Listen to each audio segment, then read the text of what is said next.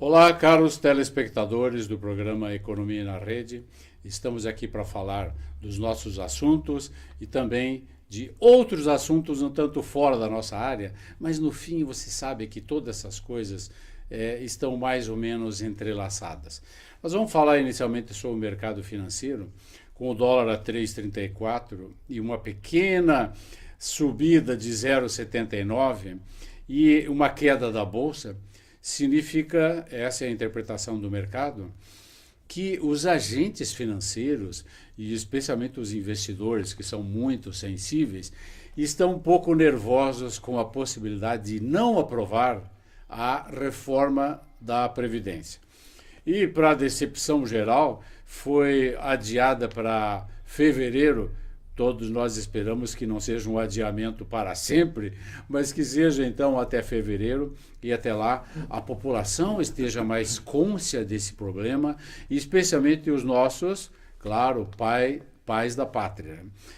Há um movimento nas agências de risco internacionais para fazer um rebaixamento da nota da dívida brasileira.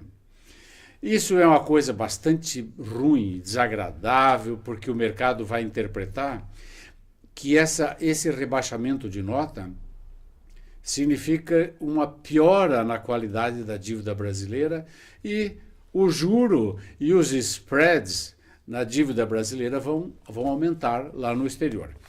E todos nós sabemos que não vai haver equilíbrio nas contas do governo se não tivermos uma reforma da Previdência. E por que essa ênfase, equilíbrio nas contas do governo? Porque o governo simplesmente é o agente financeiro que tem mais ou menos 1/3 do PIB. O orçamento do governo é um orçamento gigantesco. Comparado com o PIB, é mais ou menos 30, 35%. E daí a importância de que esse agente financeiro esteja equilibrado. Isso é que os investidores estrangeiros esperam do país. Nós vamos conversar hoje, e mudando um pouquinho o foco do nosso programa, que é basicamente economia e instituições, nós vamos conversar com o senhor Moacir Machado, que é preletor da Seishonoye, que é uma instituição espiritual e é uma religião que veio basicamente do Japão, e depois nós podemos corrigir se essa informação não está correta. E vamos conversar também com o Luiz Fabiano Lisboa Almeida, que é advogado, mas também é divulgador da Seishonoye. Moacir, mudando um pouco o enfoque do programa aqui, essa questão da espiritualidade, a gente poderia perguntar inicialmente o seguinte: no meio das angústias e do estresse da vida moderna, poderíamos concluir que a espiritualidade e a religião têm cada vez menos espaço na vida das famílias? Bom dia. Bom dia, obrigado pela oportunidade. Claro.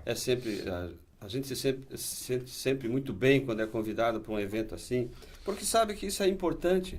As informações hoje elas chegam instantâneas, então as pessoas têm essa oportunidade de ouvir o outro falar e de ver o que os outros estão pensando a respeito de determinados assuntos, né? A espiritualidade ela nunca deixou de estar ligada ao homem. O ser humano é um ser espiritual por natureza. Então, por mais que ele queira fugir da espiritualidade, ele acaba um dia ou outro tendo que voltar para esse pensamento. Ou seja, eu não consigo viver sem a espiritualidade. Eu me distancio porque o mundo do dia a dia vai me levando a tal situação. Então eu vou esquecendo de fazer uma meditação, vou esquecendo de ir a uma missa, de ir a um culto religioso, porque eu tenho outros afazeres que são do mundo dos fenômenos, né? Mas no fim, a gente sabe que o mundo verdadeiro é o mundo da essência do ser humano, né? Então ele não consegue fugir disso. Uma hora ou outra tem que voltar. Eu concordo, mas há uma questão que a gente percebe, e talvez, eu não sei se a estatística me ajuda, mas as famílias cada vez menos se preocupam em mandar os seus filhos, por exemplo, para a espiritualidade, e como você falou, para a missa, por exemplo. Fabiano, você percebe que as famílias estão, digamos assim, relaxando nesse aspecto, e esse materialismo está chegando cada vez mais perto? Antes de tocar no tema, quero agradecer a oportunidade da gente poder estar divulgando a Seishunrei, que é uma filosofia e também religião vinda do Japão. Como eu vejo esse tema? Eu acho que todas as pessoas estão nesse plano, nessa vida material, buscando aprimoramento. Por mais que exista bens de cunho material, essas necessidades materiais, chega um determinado ponto, um determinado momento, que as pessoas vão buscar a sua essência, aquilo que elas são. Isso se dá através da espiritualidade, através da religião. Nós somos muito mais do que seres materiais, seres de carne e osso. Nós temos alma, temos um espírito e buscamos, num momento ou outro na vida, um contato com Deus, com o divino. Entendo. Mas quando nós estamos falando, por exemplo, de inteligência artificial, que se fala muito nesse assunto, né? A inteligência artificial e os softwares e os equipamentos eletrônicos que já controlam a nossa vida e estão controlando cada vez mais, né? Isso não vai tornar a vida mais materialista do que já é, Moacir? Ela vai... Veja bem, quando a gente pensa no materialismo, a gente pensa que o material seja uma coisa verdadeira. Ou seja, eu adquiro a matéria e daquilo eu vou viver. Mas não acontece isso, no fundo não acontece.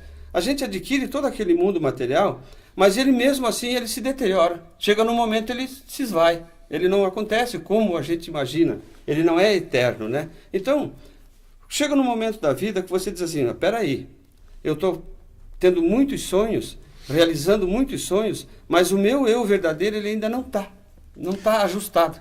Mas Fabiano, você percebe essa coisa que o Moacir acabou de dizer, por exemplo, nos jovens? A gente está envolvido com estudantes e pessoas jovens, no modo geral. Essa questão da espiritualidade, ou de Deus, se você quiser, né?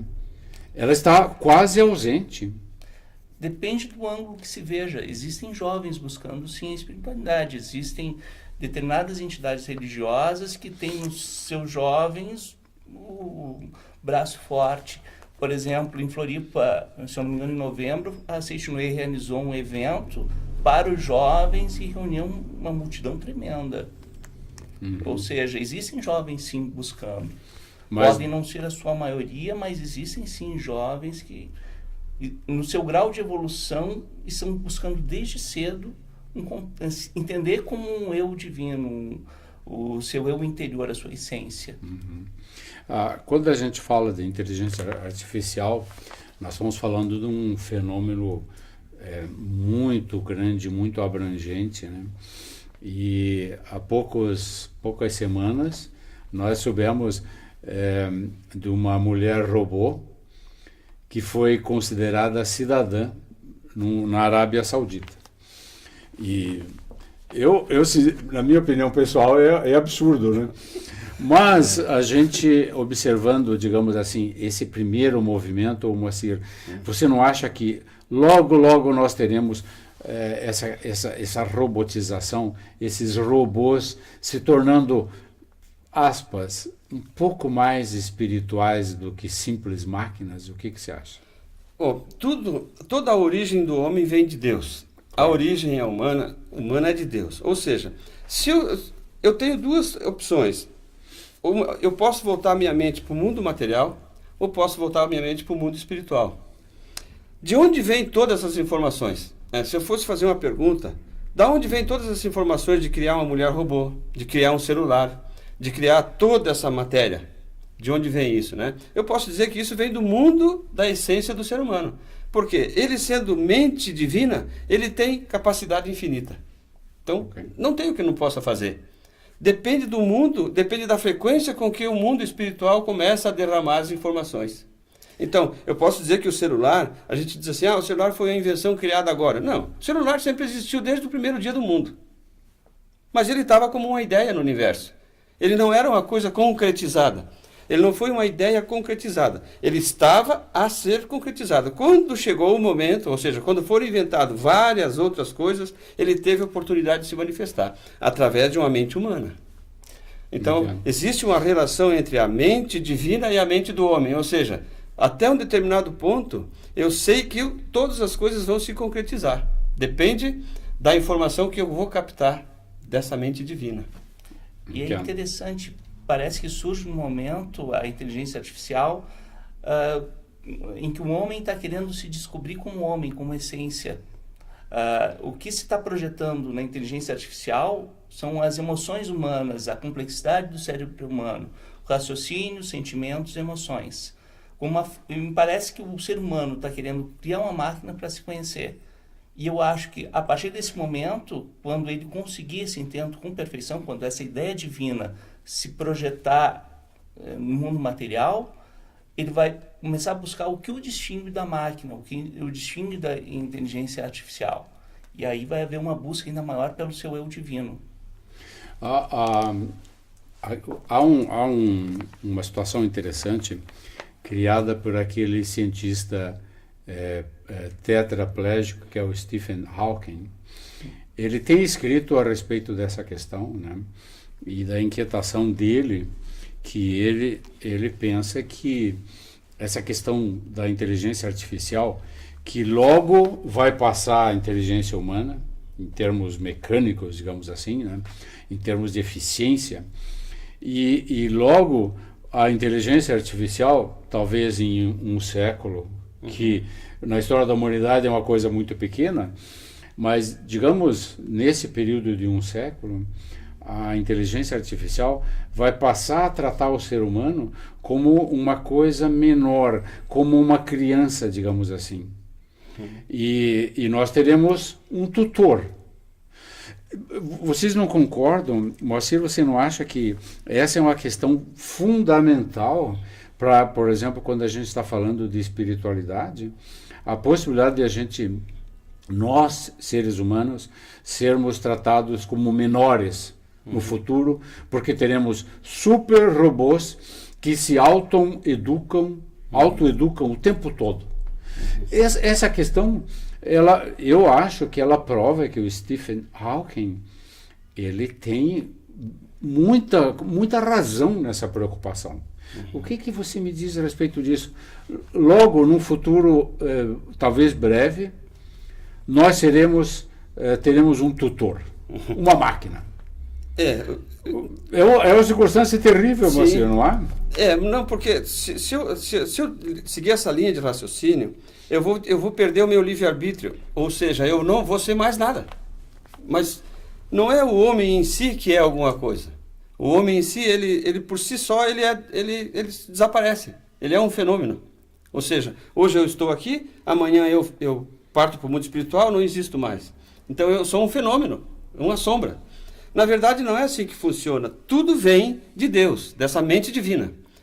Então, se for necessário que se manifeste dessa forma, é um aprendizado. Então, é para nós termos um aprendizado a mais. Não para nós se valermos disso para anular o nosso eu verdadeiro. Então, a nossa mente sempre vai ser a mente divina, sempre vai ser livre. Nunca vai deixar de ser livre. Então, ninguém está dizendo que o ser humano vai se prender a uma máquina. Ele vai inventar uma máquina, mas ninguém vai conseguir prender a mente do ser humano em nenhuma máquina. Porque nós somos livres por natureza, por ser imagem e semelhança divina, nós somos livres eternamente. Então podemos criar o que quisermos, mas essa máquina vai depender da nossa mente. É nós que vamos conduzir da maneira que a gente acha que ela nos servirá. Fabiano, você poderia aceitar o pensamento de que, para reduzir, digamos assim, a carga negativa desse problema, de termos um tutor no futuro, né, um tutor mecânico, nós poderíamos ensinar a espiritualidade para a inteligência artificial? Assim, antes de mais nada, a gente deve pensar que a máquina vai adquirir uma capacidade enorme, super-humana, se o humano deixar. Entendo. Ou seja, nós, como seres humanos, ainda a gente se preocupa ou muito com o passado, ou muito com o futuro. A gente esquece de viver o agora, de viver o presente. A gente esquece que quem está determinando o que vai acontecer daqui a um século, 2, ou daqui a 5 minutos, 1 segundo, somos nós, o nosso livre-arbítrio.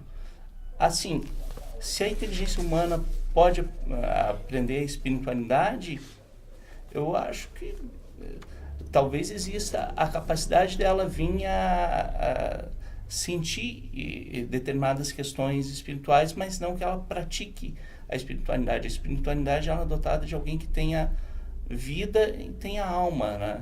E isso uma inteligência artificial não tem. Mas você admitiria a ideia, claro que é absurda, né, de termos robôs católicos e robôs luteranos e robôs budistas, digamos budistas no sentido exato, com toda a perfeição, etc. Moacir, eu sei que você acha engraçado a ideia, mas como a inteligência artificial ela tem a capacidade de aceitar qualquer coisa, não seria possível, Fabiano? O que você acha? Uma tela pode aceitar um desenho de uma imagem bela. Entendo. Nós podemos reproduzir em hologramas hoje uma figura humana. Entendo. Uma máquina, uma inteligência artificial, ela pode se identificar porque foi programada para ser budista, para ser luterana, para ser católica. Mas a gente tem que ver além da doutrina das religiões. A gente tem que entender que, antes de mais nada, nós não somos só um eu material. A gente é um eu espiritual. A gente possui a fagulha divina dentro de nós. Isso uma máquina não tem. Ela pode professar ensinamentos, mas a essência dela não pode ser considerada divina.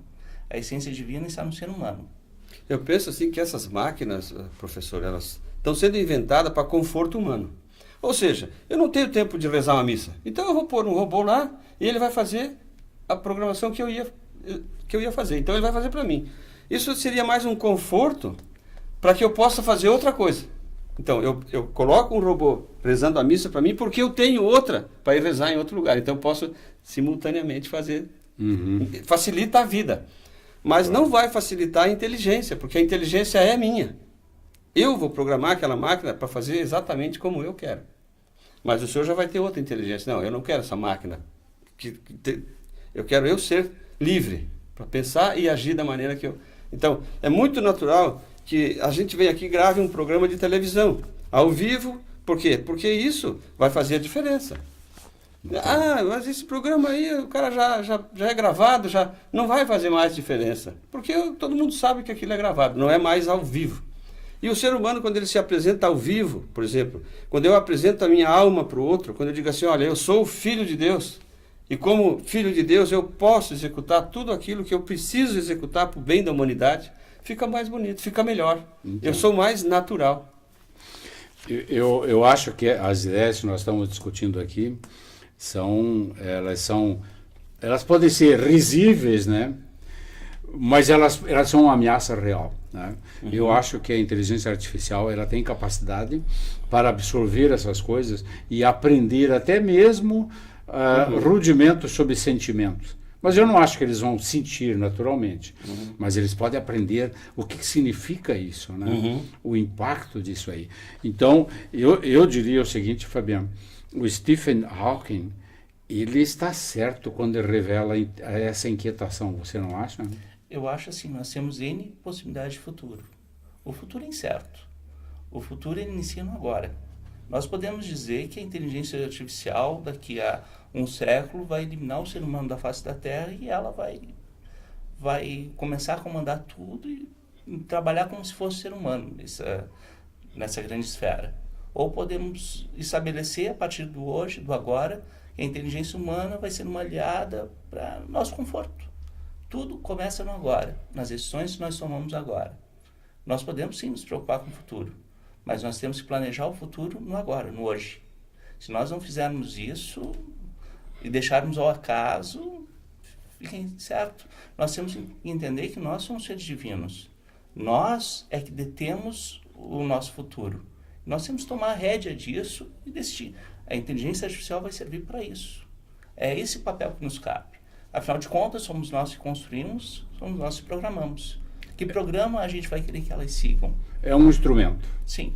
E a gente tem que pensar também que a inteligência artificial, ela não consegue imitar a inteligência humana. A inteligência artificial é uma inteligência lógica, a inteligência humana é uma inteligência heurística. Parte de princípios completamente distintos. Por mais que nós coloquemos nossa inteligência e tentamos fazer a imagem humana na inteligência artificial, ela não vai ser um ser humano. O processo de funcionamento dela é diferente. Uma expressão que você, Fabiano, acabou de usar, que nós somos divinos, né? Sim. Eu acredito, eu até disse para o Marcelo agora há pouco, que a humanidade vai por um caminho de uma divinização maior ainda, porque ela vai usar cada vez mais o espírito e cada vez menos o corpo. E, por exemplo, né, uma das questões que estão aí à nossa porta, em poucas décadas, ou 2 décadas talvez, ou até menos, as mulheres serão desobrigadas da maternidade. Então, esse caminho para a divinização, que é o uso cada vez menor do corpo, não pode significar, paradoxalmente, afastamento de Deus? Não, porque Deus é uma fonte infinita de sabedoria, né? Deus seria uma fonte infinita de sabedoria, não é um ser que a gente tenha como forma, né? A gente tem como uma forma, um Deus, uma forma, porque foi ensinado para a nossa mente, é uma forma divina. Então você projeta na tela do tempo e espaço aquela forma. Então eu digo assim, eu quero me conectar com Deus. Eu faço a meditação, automaticamente eu vejo uma forma de Deus. Mas isso é pelo mundo do cérebro, não é pelo mundo da inteligência divina. Porque é um expediente para mim poder chegar a Deus. Ele se apresenta como uma forma. Mas Deus tem infinitas formas e infinitas possibilidades. Ou seja, a inteligência divina é infinitamente grandiosa. Ou seja, não tem fim. Então eu posso, ao longo do tempo, você vai captando essa inteligência e vai fazendo ela se apresentar na forma, né? Não é difícil disso acontecer, realmente não. Por quê? Porque existe uma sabedoria infinita no universo. E além disso, a gente poderia falar de um aspecto, né, que dificilmente a inteligência artificial vai captar da forma como a gente imagina, que é o amor. O amor que move as estrelas, como falou Dante. O amor é uma outra questão separada disso tudo, você não acha, Fabiano? O amor não está distinto desse processo, digamos assim? Assim, o que Dante falou foi uma representação ainda pobre do que ele sentia sobre o que era o amor. Eu posso fazer um quadro e pintar o que é o amor, e ainda vai ser uma representação pobre do que é o amor. Eu posso programar uma inteligência artificial para que ela tenha esse sentimento do que é o amor, mas é um programa, não é um sentimento real e verdadeiro. Ela, para determinadas situações, ela está programada para reagir com nojo. Para determinadas situações, ela vai estar programada para sentir tristeza, que seriam situações similares a nossas. Mas se nós decidirmos que numa situação em que nós sentimos tristeza, a inteligência artificial sinta alegria, ela não vai estar sendo natural. Vai estar sendo apenas um brinquedo dos nossos caprichos. O amor é um sentimento dos mais nobres. Ele pode modificar o nosso exterior se soubermos manifestá-lo. Isso é um atributo humano. Você precisa ter alma. Essencialmente humano. Sim, né? Você precisa ter alma, precisa ter a fagulha humana para poder manifestá-lo. Então, Marcelo, eu vou te fazer uma pergunta bem complicada. Em termos de Seisho no Ie, o que é amor? Amor é um sentimento que une eu e o outro. Então, não é caridade. Não, caridade. É muito mais do que caridade. Caridade, a pessoa faz caridade porque ela tem um ego ainda. Ela acha que ela fazendo caridade se salva ou tem um mérito a mais, divino. O amor é quando eu me coloco no lugar do outro. Quando eu me coloco no lugar daquele ser, eu estou tentando fazer com que o meu amor atinja aquela pessoa. Né? O amor é um sentimento que constrói. Eu sempre digo assim, o amor é um sentimento que constrói. Ou seja, se eu não manifestar esse amor, ele não tem valor nenhum. Adianta, por exemplo, eu dizer assim, olha, eu sinto amor pelo fulano, pelo ciclano, mas eu nunca levei uma rosa para minha esposa. Que tipo de amor? É sem manifestação.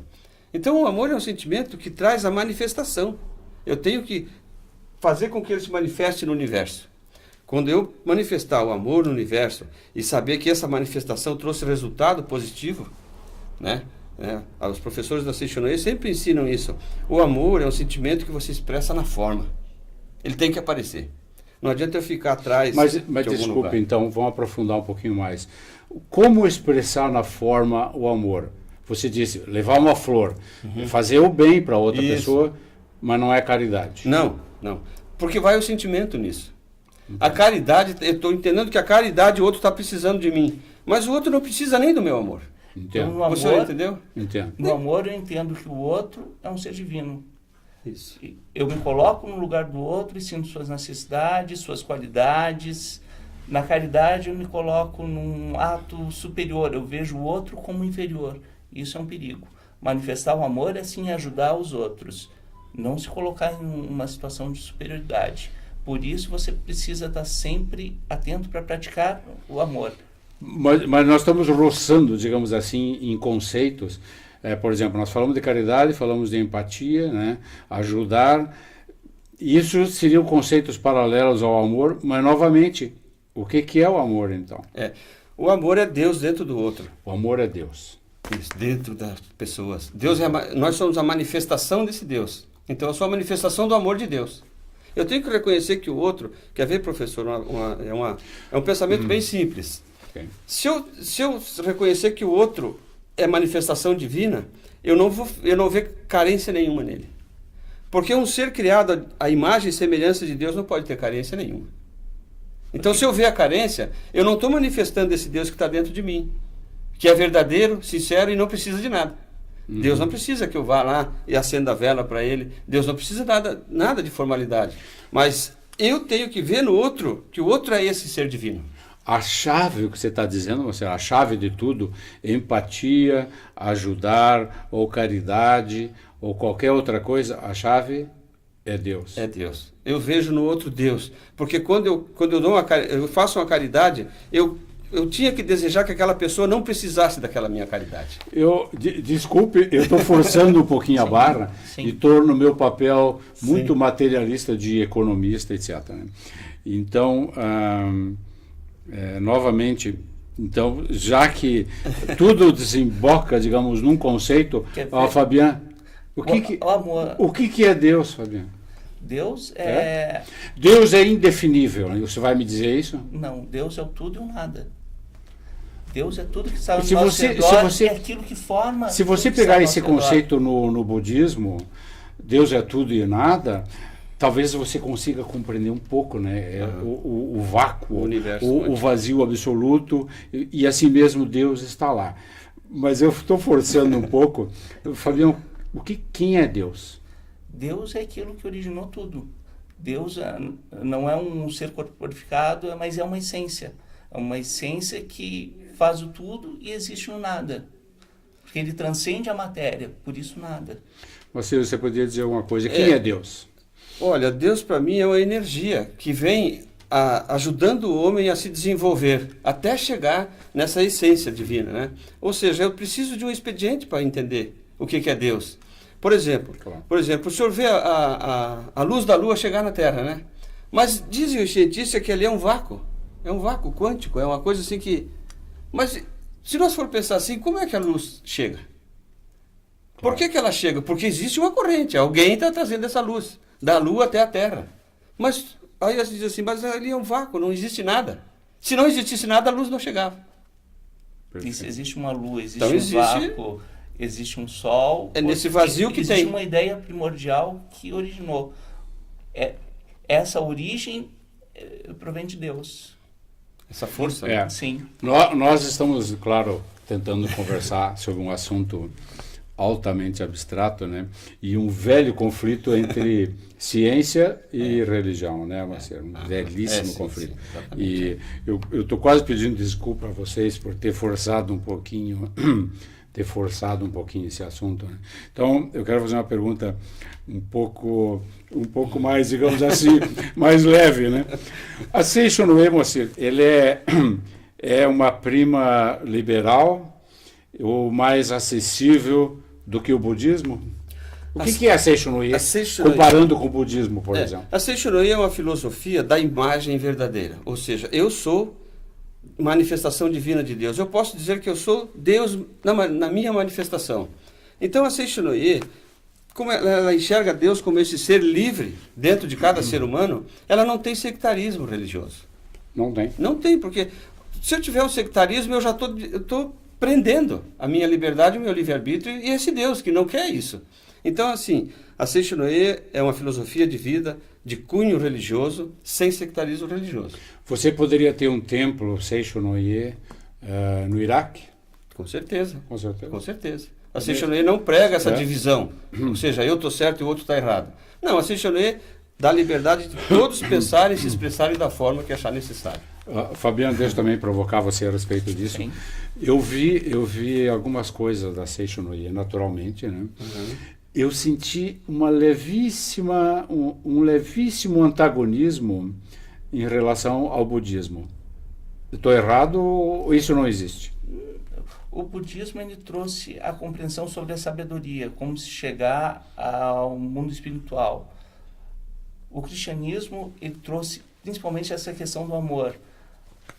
O que busca a Seixonoye? Ela busca no budismo, busca no cristianismo e também no shintoísmo os seus fundamentos, a sua compreensão.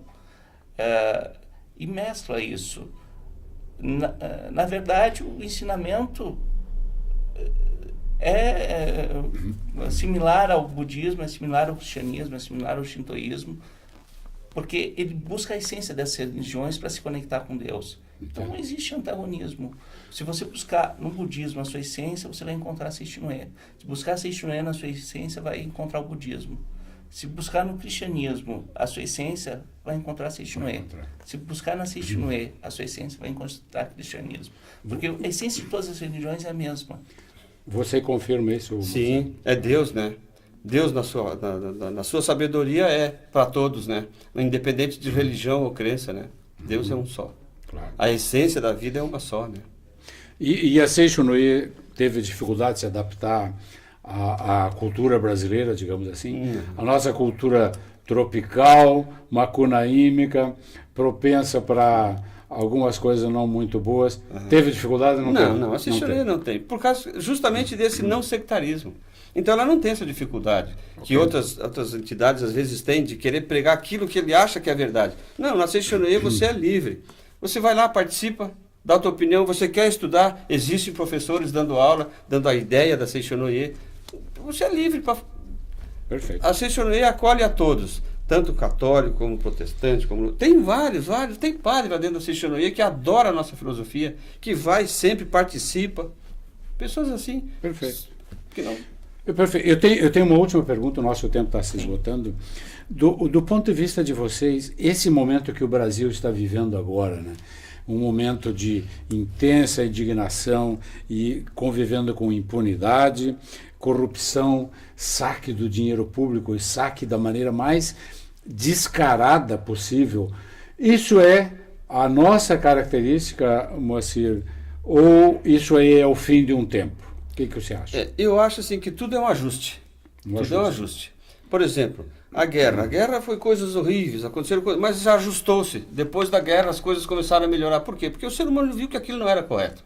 Então, chega num ponto que a pessoa diz assim, não, mas espera aí, isso não é correto, eu não vou participar disso. Entendi. E quem estiver participando automaticamente vai sendo eliminado. Vai ficando quem precisa ficar. E vai saindo quem precisa sair. Então a gente não tem que se preocupar muito. O nosso professor Masaharu Taniguchi, ele dizia que em 1930 já existia alunos no Japão que batiam nos professores. 1930. Veja só. Então é um ajuste. Cada um vai desenvolvendo aquela sabedoria e vai adquirindo conhecimento e vai saindo de situações difíceis. Ok. Nós não podemos dizer que aquela situação vai ser eterna, porque é um ajuste do universo, é um ajuste das contas e as coisas no futuro vão ser sempre melhores. Fabião, o que você acha? O que vem depois de toda essa crise, esse escândalo, esse horror que nós estamos presenciando? O que vem em seguida? Eu acho que nós temos que pensar o seguinte, por que algumas nações prosperam, outras não? Pela forma de pensar do seu povo. Acho que nós chegamos num determinado momento em que aquelas crenças que balizavam nossa forma de pensar o Brasil, chegou num determinado limite, nós vimos que não estamos seguindo o caminho certo. E acho que neste momento o povo passa a se conscientizar e não buscar mais no futuro, o Brasil, o país do futuro, mas tentar fazer no presente uma mudança para nos levar a grandiosidade que a gente merece. Nós temos tamanho territorial, temos recursos naturais, temos um povo maravilhoso e que precisa seguir um determinado caminho para chegar ao progresso. E acho que exteriorizou digamos, um karma coletivo em tudo que está acontecendo, e o povo vai conseguir adquirir uma consciência e fazer a guinada para o caminho correto. Eu gostaria de agradecer muito aqui a presença do Moacir Machado, que é um preletor da Seishonoye, e o Luiz Fabiano Lisboa Almeida, que além de divulgador, também é um dos nossos intelectuais aqui da cidade, com certeza, né? Eu agradeço muito e até como eu disse anteriormente, eu peço um pouquinho, né, de desculpa por ter exagerado na profundidade de algumas perguntas, mas que são necessárias. Se você quiser rever esse programa ou até programas anteriores, basta você ir ao YouTube e digitar Imagem TV e você terá todos os programas à sua disposição. Na semana que vem nós estaremos aqui novamente para discutir assuntos da espiritualidade ou especialmente, é claro, da economia. Até lá!